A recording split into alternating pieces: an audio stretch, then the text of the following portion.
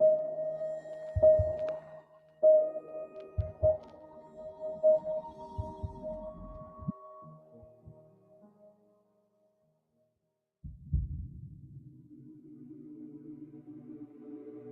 20th of May, 2020. We start today's episode in the middle of the UK's lockdown. Barrow-in-Furness is a place that owes its existence to the sea. During this COVID crisis, Barrow has experienced COVID terribly, dreadfully. The worst hit town in the UK, according to the media. The highest number of cases in the country. The port town of Barrow-in-Furness in Cumbria was described as almost like a ghost town. The streets were empty and most people were inside and online.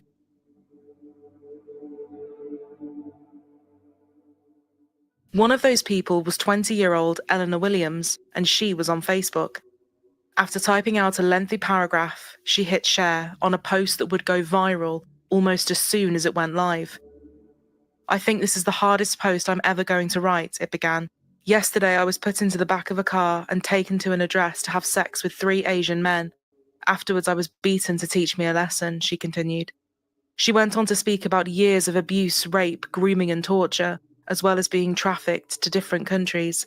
She shared pictures of her injuries that looked so painful they made you wince when you saw them. She was covered in bruises, her eyes were swollen shut, and she had rat carved into her stomach. She listed how over the years her many abusers had broken her ribs and the bones in her face, tried to cut off her breasts, put cigarettes out on her, and dislocated her arm. She said they had given her drugs to the point that she was nearly addicted to heroin, and many times just dumped her naked and left her to die. People's mouths fell open as soon as they read it and poured over all the awful pictures. One of her friends said it was something that would have been the plot to a film. Within an hour of the post going live, the police had someone in custody. But it was not one of Eleanor's abusers. It was Eleanor Williams herself. Hi, Ellie. Are you alright? Yeah, if you just listen to my call, she's just going to have to read some alphabet paper. Alright. Alright. So you're under arrest for being in breach of your court bail in relation to charges of perverting the course of justice. So you do not have to say anything but may harm your defence if you do not mention one question, something which you'll later rely on in court. Anything you do say may be given in evidence. The outrage spread further afield in the small community in which she lived. No one could believe that someone could come forward so bravely to share their story and be met with an arrest. It was unfathomable.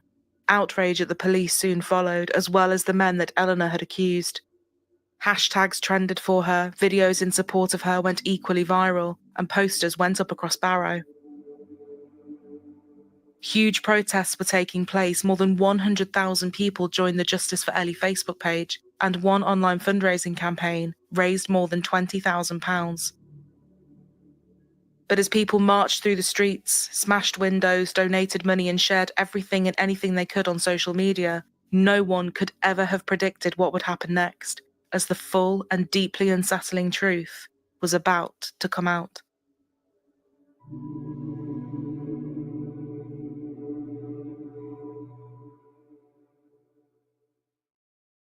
Eleanor Williams first came onto the police's radar in November 2017. 16 years old at the time, she lived a quiet life by all accounts, living with her mom, stepdad and siblings. Her parents had split when she was younger and she didn't see too much of her dad. Her family were quite well known around town, as her mom Alison was a Labour councillor and described as a pillar of the community. People said Eleanor could go through periods of being quite quiet, maybe even a little subdued. Friends said she would occasionally skip school, much preferring to be out socialising and at house parties, but they said it was nothing out of the ordinary for a lot of teenagers. Just after 1 p.m. on November 22nd, 2017, Eleanor sat down for a taped interview in the police office. Can you tell me your full name? My name's Eleanor Williams. She had already gone to the hospital with her mother after concerns that she had been sexually assaulted at a party, but was struggling to piece everything together. Eleanor told them that after finishing a shift early, she uploaded a picture to Snapchat. After her friends saw, they encouraged her to come to a local house party, but she said no, she wasn't feeling it. I wasn't going to go out, but I got I put on Snapchat that I'd finished work early and got a message off one of my mates. They said it would just be a small group, some drinks and a good laugh. So she finally gave in and turned up. It was at her friend Cameron's house. She went on to say that she and Cameron took a shot of vodka in his bedroom, and then he had tried to kiss her. She didn't want to engage and made an excuse to go to the toilet, but he got angry and dragged her back by her hair, throwing her onto the floor.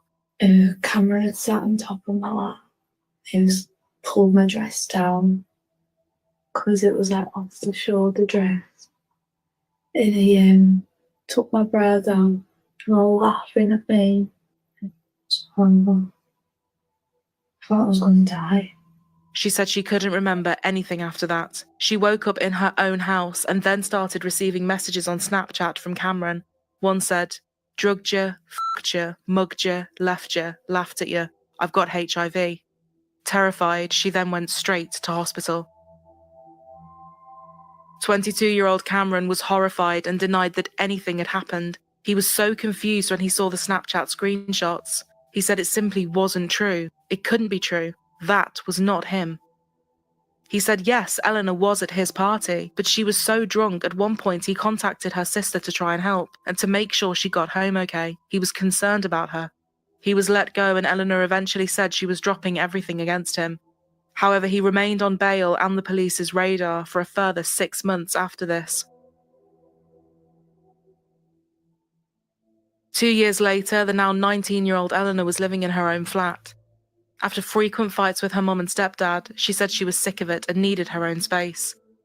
It was at this time that she would contact the police again. Emergency. Police, what's the emergency? Look out my flat. What's your name? Ellie, What's been happening that you want him out? he just slapped me. Do you need an ambulance? Ellie, has he come back in? Just answer yes or no. Ellie, if you're not able to speak, can you just press the number 5 twice? Okay, Ellie, we're coming to you with an emergency, okay? Just try and stay as safe as you can. Trengrove. So his full name is Jordan Trengrove, yeah?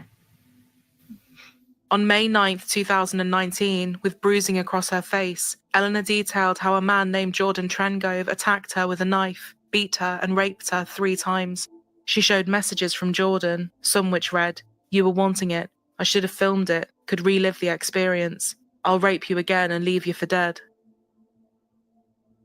Jordan was interviewed, but denied it all. They had been on a night out together back in March, but he said Eleanor disappeared halfway through the night, and he didn't even see her leave. He was far busier trying to talk to another girl. He said they knew of each other, but not very well, and he emphatically stated that those messages had not been sent by him, and he was beyond confused. On that particular night out, he and the girl he was talking to, Ebony, were actually dropped home by police officers after they spotted Jordan arguing at a taxi rank. He and Ebony stayed at his that night. It seemed a pretty solid alibi, and he was let out on bail. But a few days later, Eleanor would call the police again. She said Jordan had forced his way into her flat and attacked her, beating her with a shower head. Police thought for someone still on bail and under investigation, this was brazen on another level. They couldn't take another chance on letting him go, and Jordan Trengrove was arrested and charged with 3 counts of rape. He pleaded not guilty to everything and was placed in Preston Prison's sex offender wing while awaiting trial. Word was starting to spread, and everyone was staggered to hear Jordan's name tied up in something so bad. It just didn't make sense.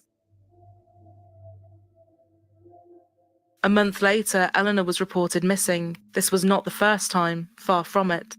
Her family and friends had made calls about her well-being many times, and each time she was found by the police. It was possible, they thought, that because of everything with Jordan, she had run away, and there was a concern that she might attempt to hurt herself. She had more cuts and bruising to her body, and police suspected she was using alcohol or drugs or both. A month later, Eleanor was back at the station to make another report. So, what are we going to talk about today? I was young, I was stupid. Let's go to house parties and stuff. And then at the house parties, older men got introduced to from me.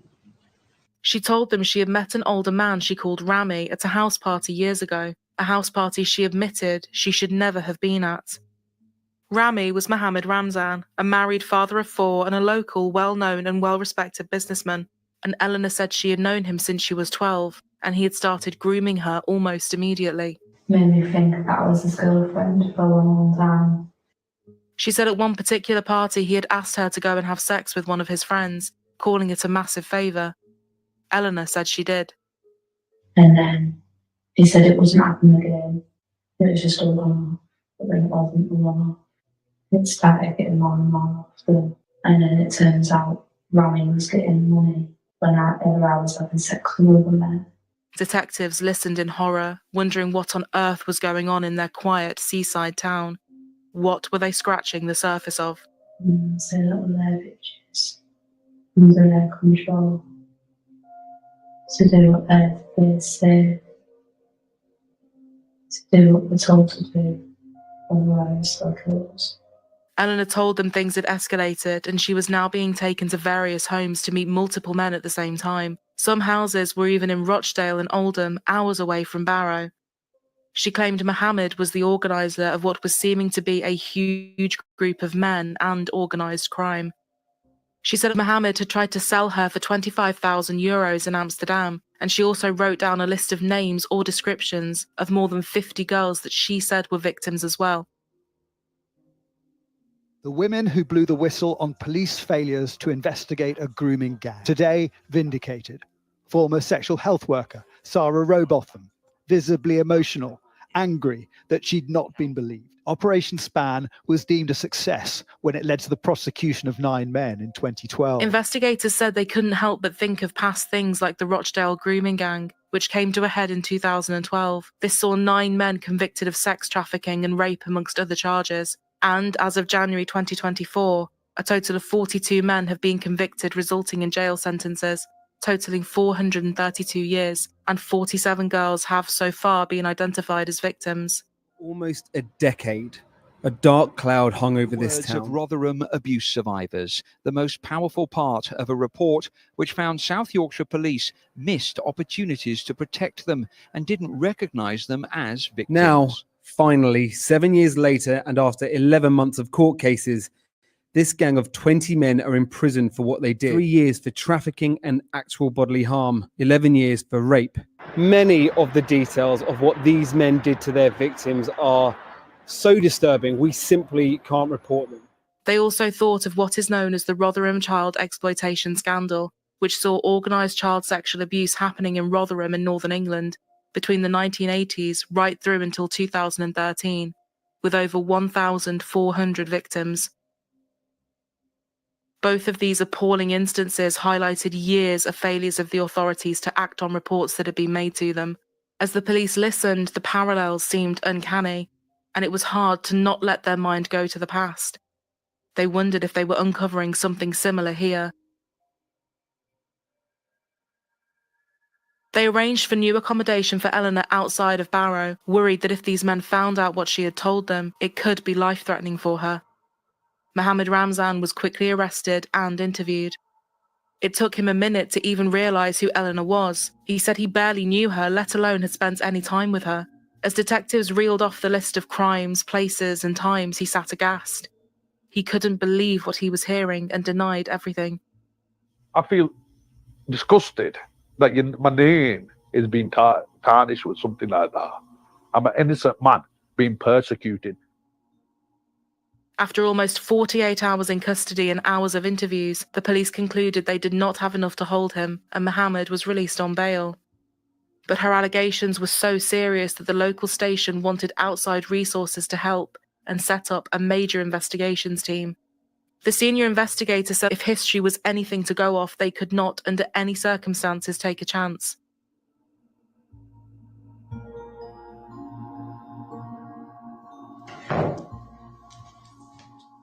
Okay, so everything's recorded again. Over the following months, Eleanor would become a regular face at the station. She was working closely with the team and would share everything with them.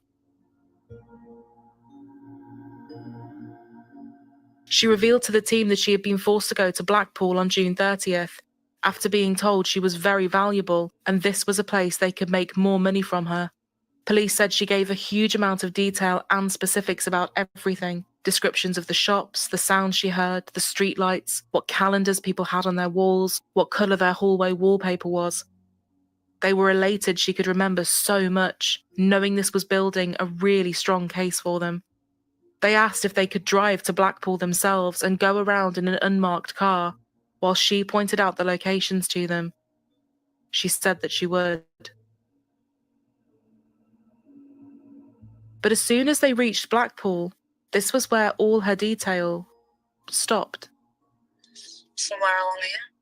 Do you remember where you were outside when it stopped? No. It was now just a long list of, I don't know, and I'm not sure. Was it on that route that you took us on, or was it somewhere else? Not sure. So we should call it a day? Yeah. If at any point, you can always turn it back on if someone jumps out, all right? They spent 2 days driving around, but Eleanor couldn't give them anything. Other officers were going to various hotels and B&Bs in the area, sharing Eleanor's details and asking if anyone under her name had been booked in on June 30th. Finally, at the Savoy Hotel, a staff member at reception confirmed that, yes, and Ellie Williams had indeed booked a room with them. She had reserved it 2 days beforehand via booking.com, and CCTV showed her checking in, alone, at about 8:30 p.m. An hour later, she left the hotel, and more cameras picked her up in a couple of local shops.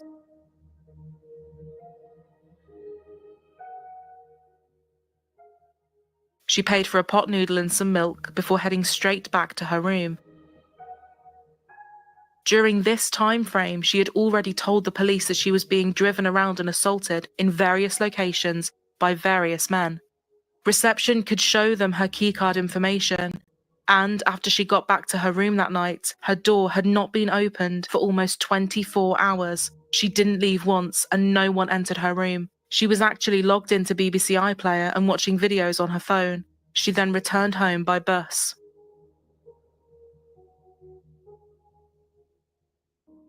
Back in the small community of Barrow, with Jordan now in jail and Mohammed under investigation for the most serious of offences, this was really all people could talk about.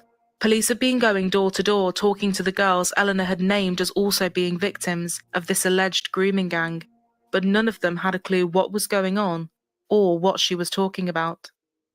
One girl said she was baffled when the police knocked on her door. She had only been on one night out with Eleanor, and it certainly had not ended with anything like that. They had gone to the same school together but were in different years, and she said she always remembered thinking there was something very strange about her behaviour, but this was just bizarre. It was this, combined with the CCTV from the hotel, that gave police an awful realisation.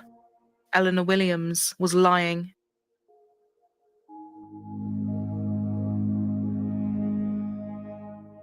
In July 2019, police had enough to place Eleanor under arrest for perverting the course of justice, but as they went to present her with what they had found, she went missing again.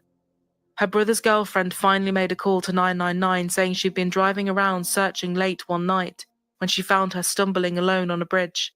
Eleanor got into her car and she dropped her home, making sure she got in safely. 20 minutes later, the police turned up, still ready to arrest her. It was now 10 to 1 in the morning. When Eleanor opened the door, she was bleeding from her mouth, her eyes were swollen, and her shoulders were covered in red marks. You alright? Sit down. Sit down for me. Sit down. This was not at all what they were expecting to find, given what her brother's girlfriend had just said, but they took her straight to hospital. I'll help you. I'll help you. Shall we get you an ambulance? In a word, she named another person, someone called Oliver. She told a story of being forced to go and meet him in Preston, where he had made her take drugs and raped her. She said he was part of a sex trafficking ring in Ibiza and said she had his number for them to track him down. You can remember, can't you? Alcohol? Yeah. Weed? Great. She was clearly intoxicated and admitted to drinking alcohol and smoking spice. Spice is a synthetic drug which originally came onto the recreational drugs market to mimic the effects of cannabis. But spice is dangerous due to its potency and the way it exerts effects on the brain and body. It is often referred to as the zombie drug and can cause seizures, extreme anxiety, and even psychosis. They found her on CCTV getting off the train at Preston just as she had said.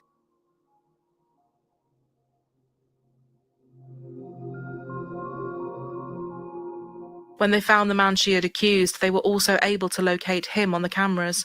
Ollie was a trainee electrician and had been celebrating a birthday in town when he bumped into Eleanor randomly. He had in fact stopped her to get a lighter from her.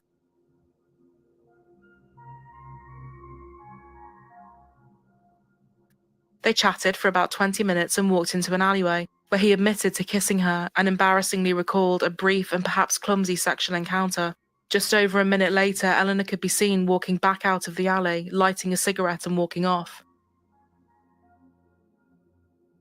She then went into some public toilets and stood in front of the mirror, rubbing her eyes for ages.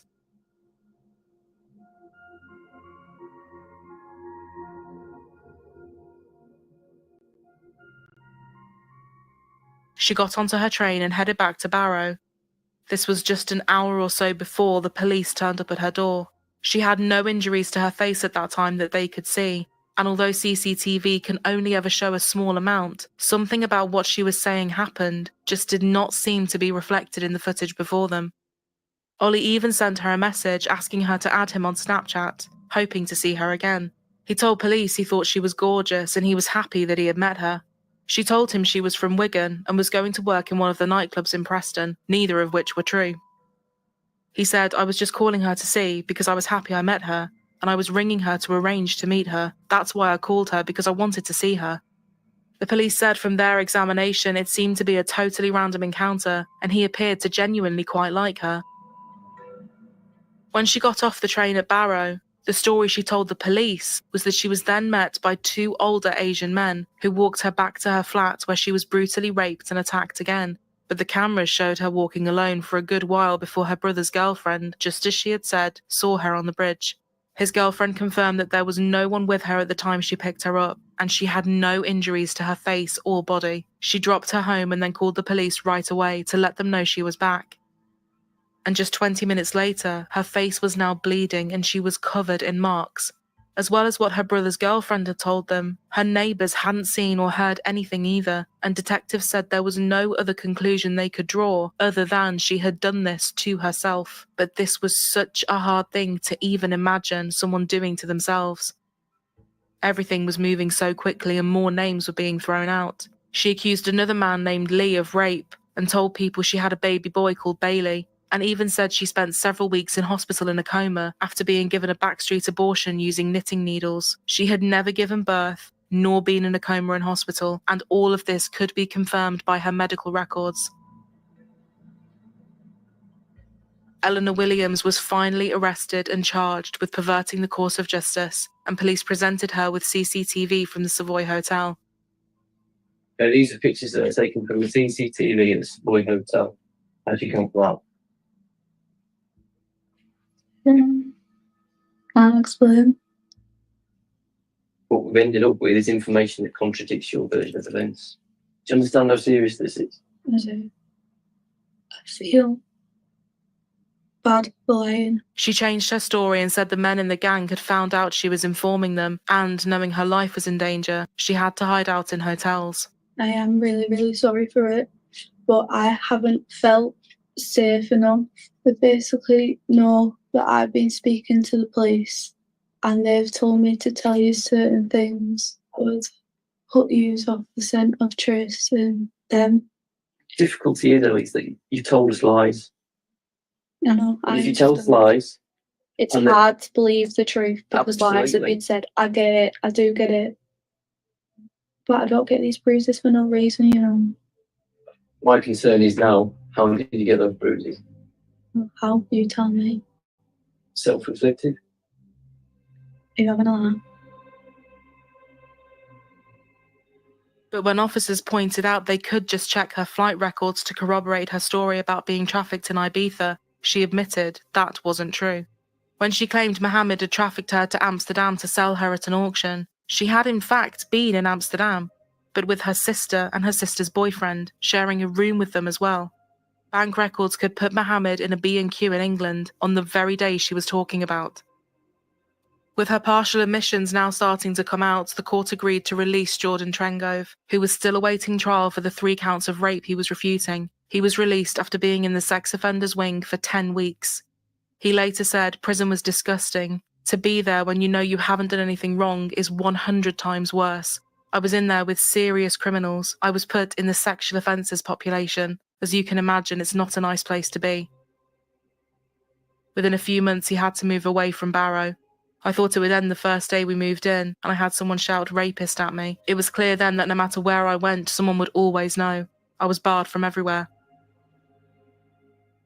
Eleanor was let out on bail and went back to her mum's. She was given a strict curfew, and almost a year would pass while the police continued to compile their case.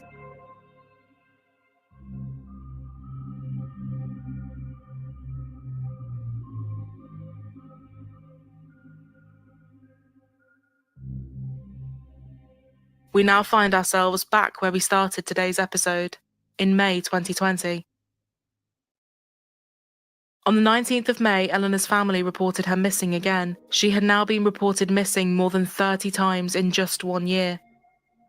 Officers finally found her late one evening, standing in a field dressed in all black with her hood up, carrying a rucksack. She was talking very fast and was agitated. As they got closer, they could see she was covered in blood, with black eyes, and the tip of one of her fingers was almost cut off. As she sat in the back of the police car, she said she had been dragged into a car and taken to a house where she was beaten and raped by 10 Asian men. These were the most extreme injuries they had seen so far, and she was taken to hospital. As soon as the sun rose, police were back in the field they found her in, looking for any more clues. They quickly found a hammer covered in blood, which they took in for testing. Her injuries were so brutal they were hard to look at, and some pictures we have not even included.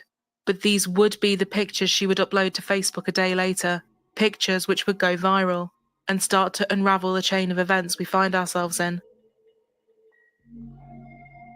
Detectives said they were watching someone take things to such a point she could have ended up taking her own life. She was clearly extremely troubled. She was drinking a lot, taking drugs like spice and cocaine, running away, and allegedly making attempts to end her own life. As she had broken her bail conditions, they were able to rearrest her. So you're under arrest for being in breach of your court bail in relation to charges of perverting the course of justice. Little did they realise that while she sat in custody, her Facebook post was spreading like wildfire. Detectives seized a further 8 hammers from her flat and multiple phones. Experts spent time trawling through the vast amounts of accounts and messages. She would largely use Snapchat to talk to people, and with the cooperation of the social media giant, they got access to her Snapchat data.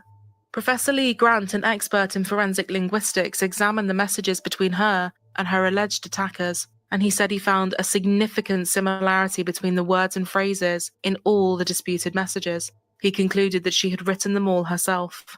Between October and December 2019, she was chatting to someone she knew from school called Harry Cooper. They had been flirting over messages, and when the messages became more sexual, she changed his contact information to ex-harem, someone she told the police was a trafficker attempting to groom her. She later changed his info again to ex-Rami, so when Harry called her, she could show it to the police and say it was Mohammed making the calls. She wrote herself letters pretending to be Mohammed as well, acting as if he were writing to her to apologise for the things he had done. Snapchat data could also confirm that Jordan Trengove's alleged Snapchat account, Trengy7, was created by Eleanor. Another phone which was registered to Eleanor's address was used to create an account under the name Rolo Kelsey, someone she completely made up and also claimed was a trafficker. Another account under the name Solza was also created by her. In early July of 2019, she used another mobile phone which had been given to her by a Barrow charity which supports female victims of violence and sexual abuse, called Women's Community Matters. She used this phone to send messages purporting to be another victim caught up in the trafficking ring, someone called Nicole. Every single allegation she had made, police could pick apart, either using phone data or CCTV. Testing on the hammer also came back, and there was only one person's DNA on there: Eleanor Williams. A pathologist concluded that her injuries were consistent with self-inflicted blows using her right hand. They were also able to find CCTV footage which showed her purchasing the hammer that was found in the field, and which also confirmed she had been on her own the whole time.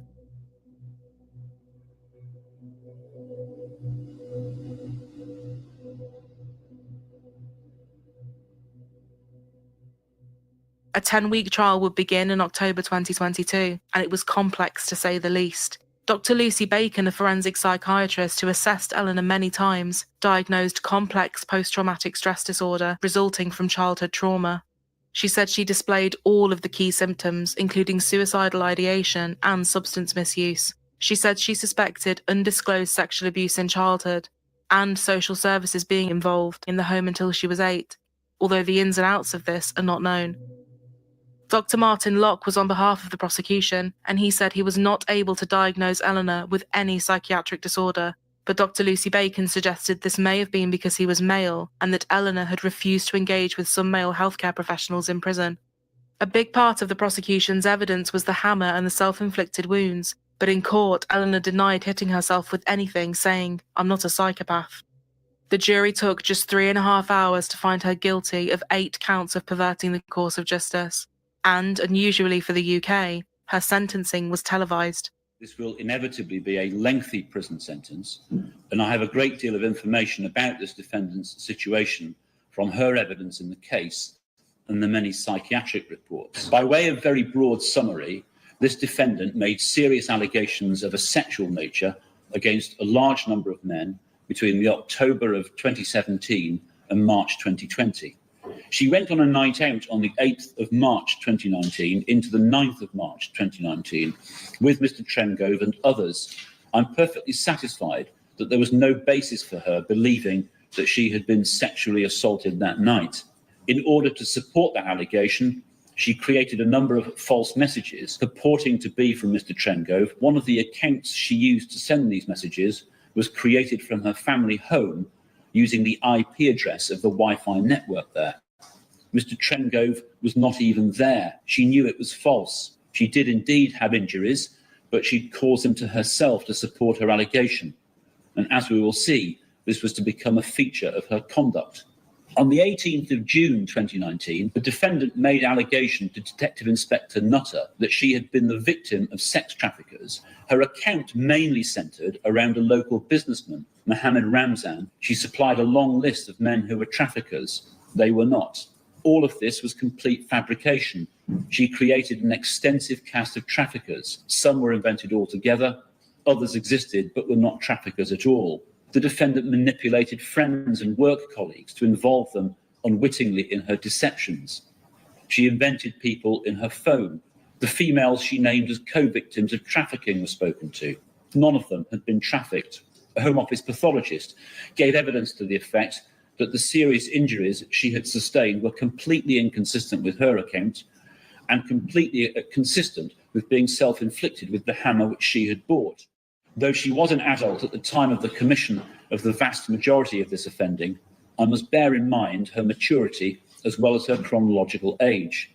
There is evidence that she is immature. Apart from her age, there is some other personal mitigation. It is troubling to say the least that she shows no significant sign of remorse, even continuing to profess the truth of her allegations. I agree with the conclusion of Dr. Locke that there is no evidence upon which I could conclude that there is a complex post-traumatic stress disorder. Since she has been found guilty, the defendant has hinted at other sources of trauma, but has given no real indication as to what it could be. Of course, I've considered whether the aberrant nature of these offences means that I should assume that the defendant is suffering from some mental impairment.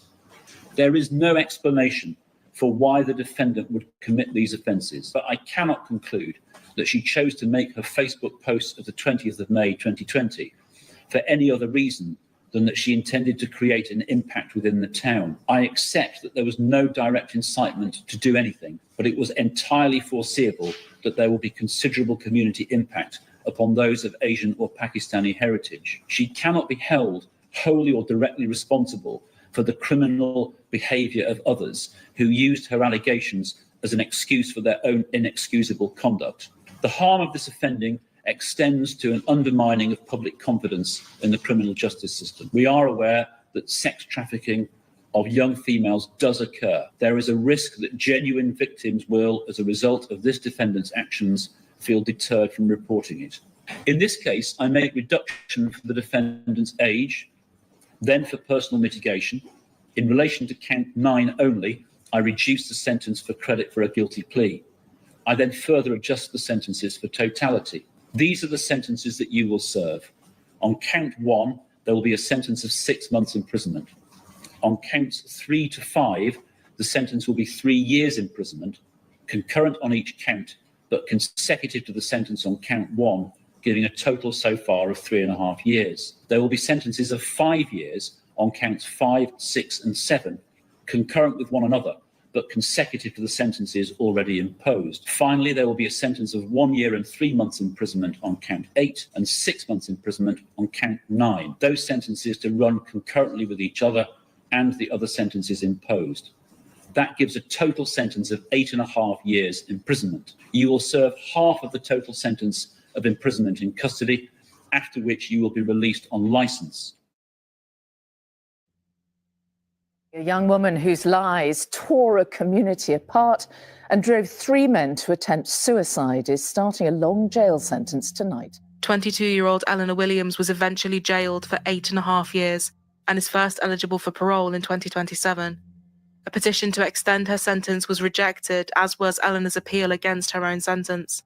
Through an apology letter to the judge, Eleanor partially admitted her lies, saying she had done wrong on some of this, and added that she wasn't thinking straight when she made the Facebook post. I feel no sense of triumph, only sadness for the loss of the years, the impact on my family, here we are, and the true impact that this will have on true victims. That's the loss here. Mr. Ramzan says he's now supporting Jordan Trengove, who spent 10 weeks in jail after Ellie accused him of rape. Both say they tried to take their own lives because of the stress. If you were able to say anything to Ellie Williams today, what would you say? Why? I want to know why you have done this to us. Why? Because she's not only done it to me and Mo, she's done it to our families, and there's innocent children and kids involved in our families along with that, and she's destroyed their lives as long with ours. Alison, Eleanor's mom, said, "The order says Ellie was a victim of exploitation and trafficking from the age of 12. Personally, I don't believe that, because I think as her mother, I would have known something was happening to her at such a young age. But to us, her family, it says she was telling the truth, that she was a victim in the way that she claimed to be, and as her mother, I believe her. There were some things she claimed that I do believe were not true. There were parts of it that she made up. I also don't believe that Ellie inflicted those injuries on herself. She couldn't have caused them. There is so much people still don't know about Ellie and what she has been through. They would think differently if they knew." For Ellie Williams' mother, it's a devastating verdict. The court has decided she is a liar about really serious things. Yeah, that's correct. And in the eyes of the law, I've got to follow that verdict and accept that. But she's a happy little thing. And so I miss that. I miss that energy in the house and her being here. But she'll be back again at some point. So we just got to look forward to that time. The more than £20,000 that was raised via online funding was intended to be used to pay for a private prosecution of her alleged attackers. After outraging questions about where the money had gone, Alison said that £13,000 had been donated to 2 homeless charities. But Shane Yerrell, who organised the appeal, said he had launched legal action to recover the money, with just over £7,000 having been returned to him by his bank following an anti-fraud claim. He transferred $3,600 to the Barrow-based Furness Multicultural Community Forum and gave the same amount to the James Bulger Memorial Trust. Alison was also suspended by the Labour Party. There were also calls for stricter rules to be put in place when it came to social media. Some of her posts were viewed over 100,000 times, which made it very hard for the police to put a stop to things and also dissect the truth from the lies. However, we all know that the internet moves at a rapid speed, and in the space of a few minutes, something can be on the way to going viral. Once it's out there, and it's very hard to put the jack back in the box, so to speak. The Online Safety Act 2023 was created to regulate online speech and media and referenced Eleanor's case. It gives the relevant Secretary of State the power to designate and suppress or record a wide range of speech and media that is deemed harmful. Cumbria Police said they had to deal with more than 150 crimes in the aftermath of Eleanor's Facebook post, 83 of which were classed as hate crimes. Doug Marshall was the senior investigating officer on the case, and he described this as a disgusting state of affairs. There is still so much speculation about what possibly possessed her to do something like this. Everything from wanting to copy films or TV she'd seen, like Taken or the BBC drama Three Girls, which was actually based off real-life events, to the effects of drugs and alcohol, to just thriving off of having the police hang on her every word. One of the investigators said she just had a desire to be believed. She desperately wanted to be believed. It is easy to see why a post like that blew up in the way that it did. Seeing those photos coupled with that caption would undoubtedly upset and shock anyone who saw it. People put themselves in her shoes, looked at her as if she was their daughter, their friend, their sister, and it struck such a nerve in the community, and eventually the whole of the UK. It is impossible for most people to even contemplate thinking of fabricating something like that, let alone saying these lies out loud and watching them play out in such a frightening way. The police spent years looking into these claims and trying to catch the people responsible for what they believed was organised crime on a huge scale. They weren't just fighting for Eleanor, they were fighting for the 60 girls she claimed were being affected by it too. This took up an unbelievable amount of man-hours, and thus took time away from other people that needed real help and real life-altering situations that needed to be looked into. And the men that found themselves accused of some of the most appalling things you could ever be accused of, what they went through is unimaginable and will stay with them forever. I had rapists spray painted on my house, my windows smashed, So I knew I wasn't going to be coming out to a nice environment. I wasn't going to be welcomed. I didn't want to leave my house. It came to the point where I didn't leave my house. It was just so bad. Her support started to withdraw from her in around January, and that's when a lot more people started to believe us guys, which was a relief in a way, but it did take a while. It took 3 to 4 years to actually get people to understand that we were innocent people. Threats we had messages like people are going to rape my wife in front of me, from Islamophobia to racism to just general hate, people wishing me dead. Mr. Ramzan says his children were also threatened. Did you say that they had fire extinguishers, baseball bats next to the beds for the safety, because we had threats. People were going to burn the shops down, burn us down.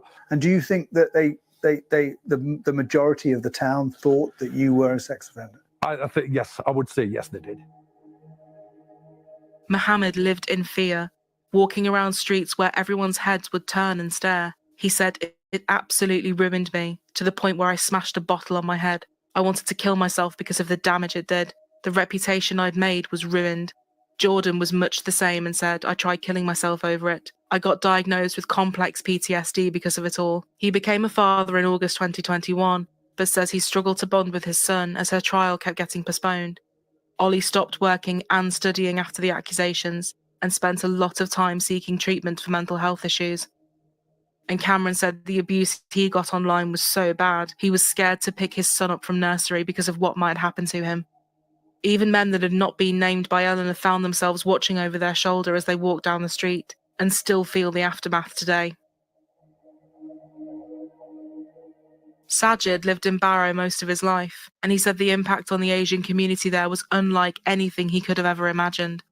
After the Facebook post went viral, Sajid's trade dropped by 95%, almost overnight.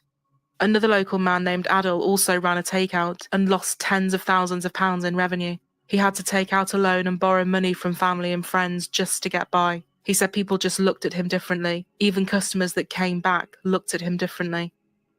The impact of this on people that had suffered abuse was also massive. One of Eleanor's friends who had suffered years of abuse herself said reading Eleanor's post gave her the courage to tell her own story, and the betrayal she felt when the truth came out broke her heart. She said it was like a domino effect. Everyone was coming forward to tell their story, to make her feel like she wasn't alone. The last thing we wanted to do was not believe her, because we know what it's like to not be believed. Maggie Oliver used to be a detective and played a pivotal role in the Rochdale grooming gang case. She was so appalled at how the Rochdale case had been handled that she eventually resigned from Greater Manchester Police and became a whistleblower to expose the poor handling of the case by her own team. She now runs a foundation for abuse survivors and said that this case had left her feeling saddened. When Eleanor first made her allegations, Maggie had supported her family and referred them to the Centre for Women's Justice. She said, what about all the victims and survivors throughout the country who are now feeling uncomfortable and wondering, are they going to be believed or will they come forward? One detective who worked Eleanor's case reiterated this and said the thought of what happened in this isolated incident, putting real victims off coming forward, was very upsetting, and he hoped this would not be the case. Adil said, we were branded guilty before any real evidence had come out. We were tried and found guilty by social media. And one question that will always remain in this case is why?